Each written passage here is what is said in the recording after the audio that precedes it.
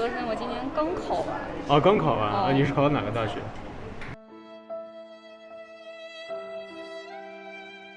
还没有出来。还没有出来呢？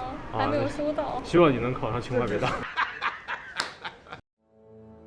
我敢打赌，90%看到这个视频的人都不知道马踏飞燕是在哪出土的。实话实说啊，我之前也不知道。这就是一种很奇妙的感觉，你在人生中的某个时刻看到的东西，居然和小时候的课文联系起来了。甘肃这个地方，我一直说是藏着中华文明起源和强盛的秘密，不仅是4大文明的交汇点，还是集儒释道和伊斯兰之大成者。在这里，你不仅可以看到敦煌藏经洞里的藏文波斯文写就的经书，也可以看到来自中亚的琉璃莲花托展，还有魏晋墓里出土的墙砖壁画，生动且活泼。从上古社会的文明起源，到秦汉时代的边陲重镇，从魏晋南北朝的儒学正统，再到盛世大唐的商旅纵横。但逢盛世，这里便是沟通西域，远播万里；恰逢乱世，这里也是避难之国，为干粮耳。你从来不会在世界任何一个地方看到如此之多的文化之交汇和民族之融合。最重要的是啊，这里还有西北人自汉以来就形成的豪迈与大气、洒脱和不屈。更难能可贵的是，在这份粗犷中还带着细腻。咱们看看甘肃省博物馆的布展就知道了。我觉得它这个布展比较有意思啊。它这个展区这儿呢，做了一个辨别真伪的游戏啊，辨真假，去伪存真。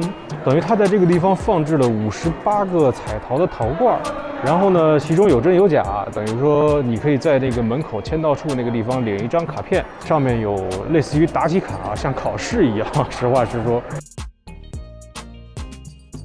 虽然我觉得这儿的布展是真的挺有意思的，但是感觉好像，等一下。那边好像有2个小姑娘，好像是真的认认真真在填卡，在玩这个游戏。我们去采访她一下。方便问一下2位是学什么的吗？我是学美术的。学美术的？是的。你也是学美术的吗？不是，我是理科生，我今年刚考完。啊，刚考完啊？你是考的哪个大学？还没有出来。还没有出来呢？还没有收到。希望你能考上清华北大。那你们是用什么来辨别的？是用经验还是用自己所学过的东西？美术史它最前面有一章是讲这个原始社会的陶器，陶器啊、瓷器这些在中国历史上，的作为是非常大的。就是陶器在前期它比较重要，是人们除了石器以外发明出最早的那种生活的用具。人们都有爱美之心嘛，最早期人们也是有这种想法的，不然也不会在陶器上画这种花纹。然后包括它有一些是破损那种修复的，其实基本上很真，因为很少有那种仿制的陶器，它会给你制好之后打破一遍再弥补上来，很少会有。所以你的经验就是它但凡是破损的基本上都是真的，是吗？然后再就是花纹，这几个窑的话，它有一部分是分流出来的，我现在是记不太清了，反正有一部分是从另一种文化来的，所以它们相似性是比较高的，基本很难辨认，就是这样一个样子。那你如果看真伪的话，第一次看那个裂痕，看裂痕是吧？然后就看新旧的感觉，看新旧的感觉。因为我没有他那么专业，我只能看新旧的感觉。这也可以了，我也是看新旧的感觉。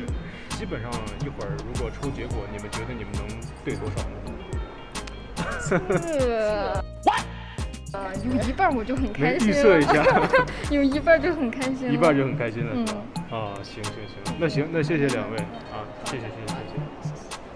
刚刚那2个小姑娘啊，非常的博学，非常厉害。而且最近这几年呢，我发现越来越多的年轻人都非常喜欢这些文物啊、历史方面的这些知识啊等等，他们每一个人都非常的博学。